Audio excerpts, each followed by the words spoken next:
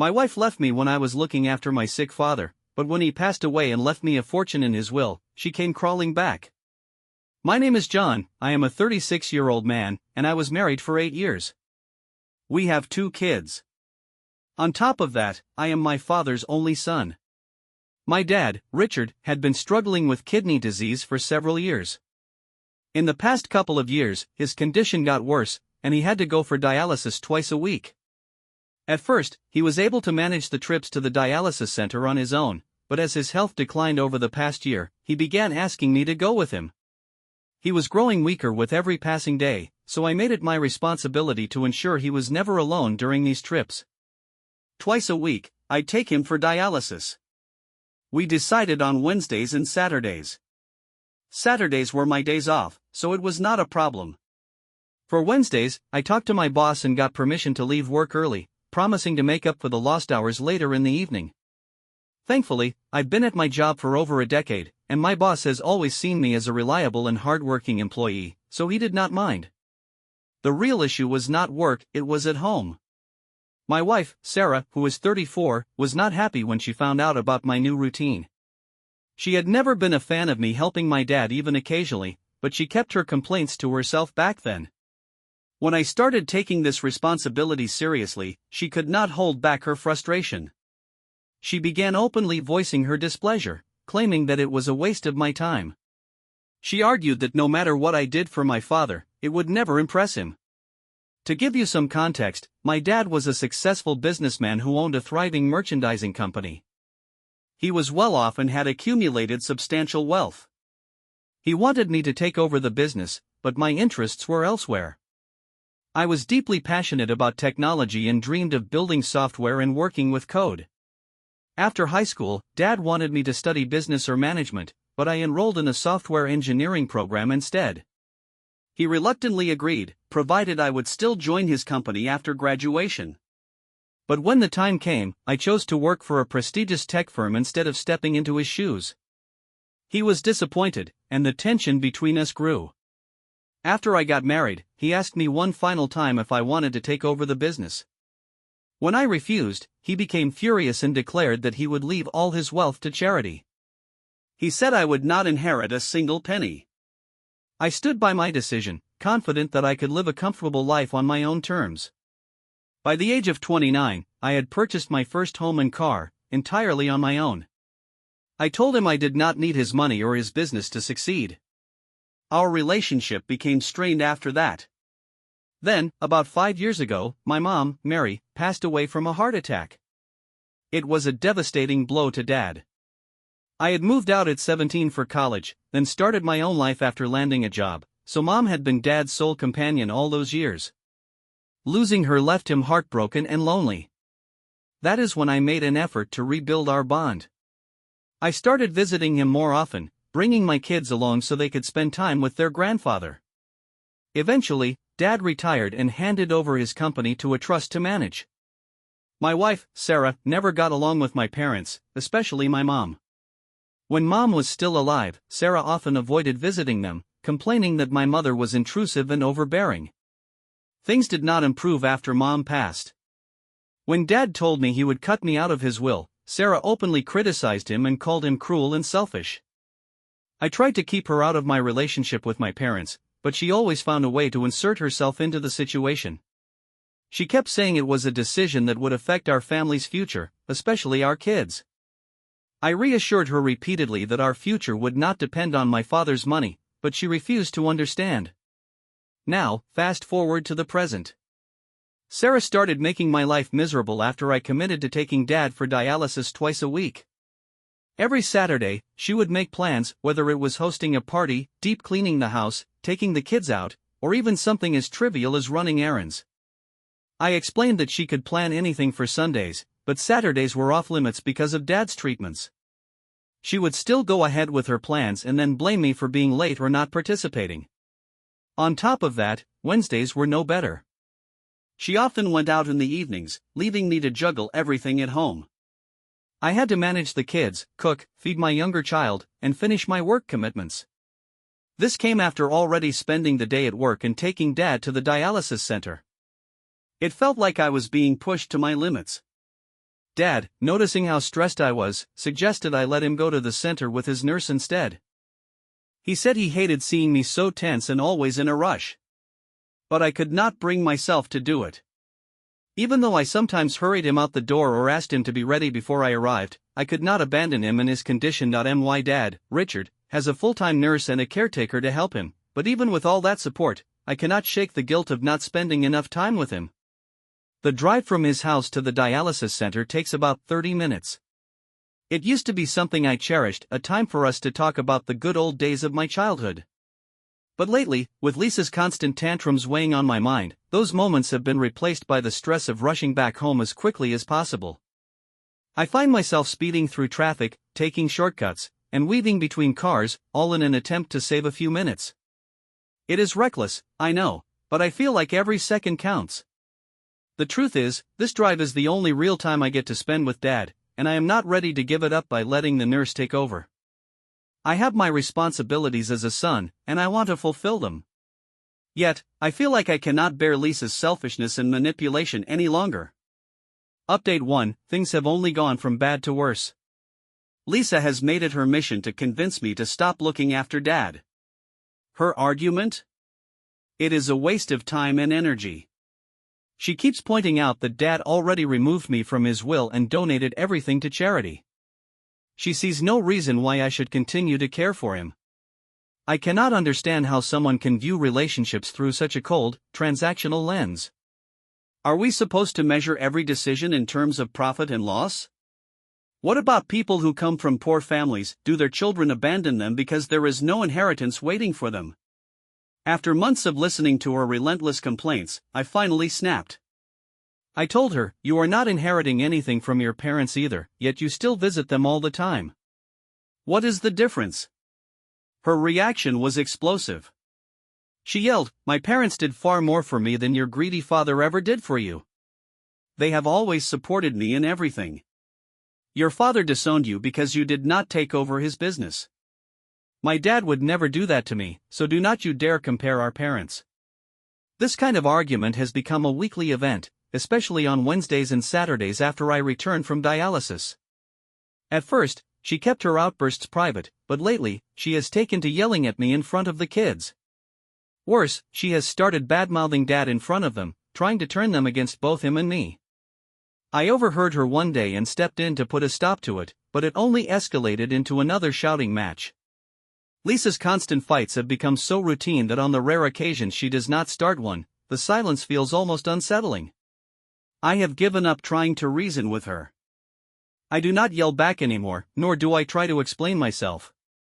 I just tune her out as though she is not even there. What else can I do? I am not going to abandon my father just to make her happy. If Dad cut me out of his will, it was his right. I chose my career over his business, and he had every reason to be hurt by that decision. Dad's health continues to decline. He can barely walk on his own now and needs support to get to the car. I used to ask him to wait outside to save time, but I do not do that anymore. These days, I make it a point to go inside, help him to the car, and walk him back to his bed afterward. He also struggles with shortness of breath, so I take my time, walking as slowly as he needs and driving carefully to avoid jolting him unnecessarily. I no longer care about getting home late. Rushing back never helped anyway. If I am going to deal with Lisa's negativity regardless, why not make sure Dad feels cared for in his final days? Things came to a head yesterday. Lisa told me I had to choose her or my father. I tried to explain that Dad would not be around forever, and this was my chance to be there for him. Her response was chilling. "In that case, choose carefully," she said. "Someone who is going to be with you for the rest of your life, or someone who will not be around much longer." Her callousness was the last straw. I looked her in the eye and said, "You know what? I choose my dad. At least he is not selfish and cruel to a dying man." She stormed out, packed her bags, and left without looking back. I did not stop her. Frankly, we both needed the space. In the days since, I have been managing everything on my own: Dad, the kids, the house, and my job. And you know what? I feel lighter. Her absence has been a relief. 2 days ago, I got the divorce papers in the mail. I had been expecting them, but not so soon. When I saw them, I felt no sadness, only a strange sense of peace.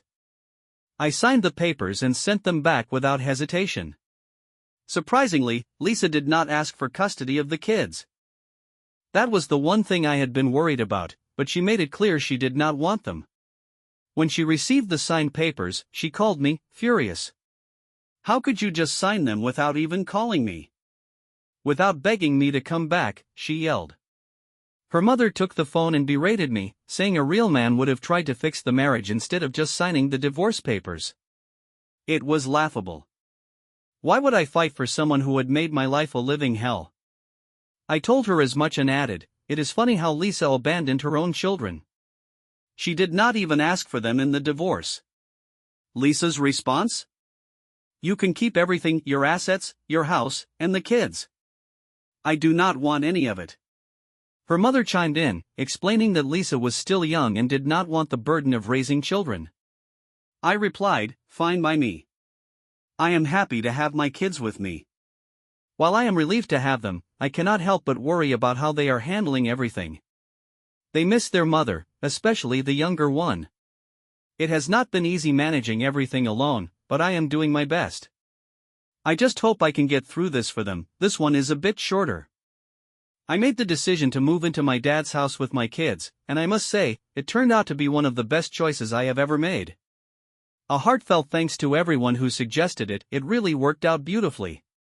Moving in with Dad was a blessing for all of us. My children got to spend more time with their grandpa, and he loved having them around. They played together, laughed, and filled the house with so much life. Dad's caregiver, Maggie, even agreed to help look after the kids for a small raise. It was a win-win situation, someone to take care of my kids while they stayed under Dad's watchful eye. It felt like the perfect arrangement. Watching my father enjoy his last few months with the kids brought me so much joy and peace. Lisa never expected this move. She probably thought I would crumble under the weight of managing Dad, the kids, work, and the house all at once. But here I am, juggling it all effortlessly. She thought divorcing me would make my life miserable, but in reality, it was the best thing that could have happened. I feel lighter, happier, and far more in control now. It is safe to say that the divorce was a blessing in disguise. Honestly, I am having the last laugh. Then came the sad news: Dad passed away in his sleep last week. He went to bed happy and content after spending the evening playing with the kids, and he never woke up. The doctor said he passed peacefully. His nurse and caregiver both said that my presence, along with the kids, had made a difference. They believed it gave him a reason to hang on a little longer. He was on the verge of giving up before we moved in, but these extra months with family brought him joy. It is never easy to lose a parent. The void is immense, but I am grateful he spent his final days surrounded by love and laughter. My kids are also feeling the loss. They adored their grandpa and often talk about how much he taught them. He shared so many valuable lessons about resilience, acceptance, and moving forward in life, no matter what. Hearing them talk about those lessons makes me proud. In this moment of grief, my kids have become my strength. After Dad's passing, I received a call from his lawyer, Mr. James. He asked me to come to his office to hear the reading of the will. I told him it was unnecessary. I was under the impression that Dad had left everything to the trust. I even asked if we needed to move out of his house since I assumed it was part of the donation. Mr. James just laughed and said, "John, just come to the office. Trust me, you need to be here." When I arrived, some representatives from the trust were already there. Mr. James began reading the will, and to my absolute shock, Dad had left everything to me. The house, the business, the wealth, it was all mine. I was overwhelmed with emotion. Through my tears, I asked Mr. James if Dad had changed his mind recently, maybe because of how I cared for him in his final days. But Mr. James smiled and said, "No, John. You were always his heir. The will has never been changed." I could not stop crying. All this time, I thought Dad had disowned me because of my decisions, but that was never the case. Maybe he only said those things to push me toward taking over the business someday. I realized how much he truly loved me, even when I believed I had let him down. Mr. James reassured me, saying, "Your father was incredibly proud of you. He admired the way you pursued your passion and built a life of your own. He knew it was not easy to stand firm on your decisions, but he respected you for it." That hit me hard. My dad, the man I thought I had hurt so deeply, had always been rooting for me. Now, I am faced with a choice. Mr. James told me I could take back the business from the trust and run it myself if I wanted to. It feels like the right thing to do, an opportunity to honor my dad's legacy. I have decided to step in, build it back up, and scale it to the level he always dreamed of. It is my way of giving back to him for everything he did for me, even when I did not realize it. I shared the news with my kids, and they were thrilled. Grandpa even left a portion of his wealth to them, which they will receive when they turn 18. Today, we visited his grave with some flowers and spent time reflecting on his incredible life. It has been an emotional journey, but I am at peace knowing he left this world content. Then, the inevitable happened. Word spread about the inheritance. A month after Dad's passing, long-lost relatives, friends, and neighbors began showing up at my door. The most surprising visitors, though, were Lisa and her parents. They walked in, sobbing, claiming they had no idea Dad had passed away, or else they would have attended the funeral. Her parents even started saying glowing things about Dad, which was laughable given how critical they had been of him before. Lisa hugged the kids and put on a show about how much she missed them. I could not hold back and asked her, "If you missed them so much, why did you not visit them for the past 7 or 8 months? Her excuse? She said she had gone to our old house, but it was locked. I called her out on the lie, saying, "You saw the house was locked, and you did not even think to call me?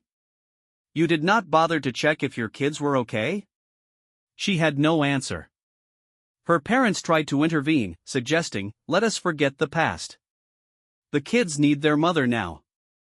It would be better if you two reconciled." I laughed in their faces. The kids needed her when she walked out on them. Now, they are used to her absence, and I have no intention of taking her back. Lisa broke down in tears, but I stood my ground. She held my hands and begged me to reconcile, claiming she loved me and missed the family. I told her straight up, "You do not love me. You love the money Dad left behind. You and your parents are here to leech off my inheritance." Her tears turned into anger. She threatened, "I was pleading because I loved you, but now I will take what is rightfully mine." Lisa did not ask for alimony during the divorce, but now she is demanding half of my wealth, or, more accurately, half of what my father left me. I looked her straight in the eye and said, "You can try whatever you want, but you will not get a single penny from me." She lashed out, hurled insults, and stormed out of the house. I immediately consulted my lawyer about the situation. He reassured me that her chances of success were slim. The divorce was finalized a full year before I inherited anything from Dad, and since the children are living with me, her legal standing is even weaker. However, he did caution me to be vigilant about letting her spend time with the kids. He explained that she could try to manipulate them and use that as leverage to file for custody. From there, she might demand money for child support or other expenses. I am incredibly grateful for his advice. From now on, I plan to supervise every interaction she has with the kids. At the same time, I have been focusing on spending as much quality time as possible with my children. I want them to feel supported, loved, and secure so they do not look to Lisa for emotional comfort or support. Taking over my dad's company has given me a lot of flexibility in managing my personal and professional life. For the first time in years, I feel like I can actually breathe and enjoy moments with my family. With that in mind, I have decided to take the kids on a vacation to the Bahamas. Why not? They have been through so much, and they deserve this little slice of happiness. This trip is not about flaunting Dad's wealth. Honestly, I could have afforded it even before inheriting anything. It is just that I never had the time before, caught up as I was with work and caring for Dad. Now, with the weight lifted and our lives settling into a new rhythm, I want to give my kids some memories they will cherish forever. As for Lisa, she has not contacted me since her dramatic exit. If I had to guess, she is probably busy running from one lawyer to another, trying to find someone willing to take on her hopeless case. Either way, I am not worried. My focus is on my children and building the future Dad would have wanted for us.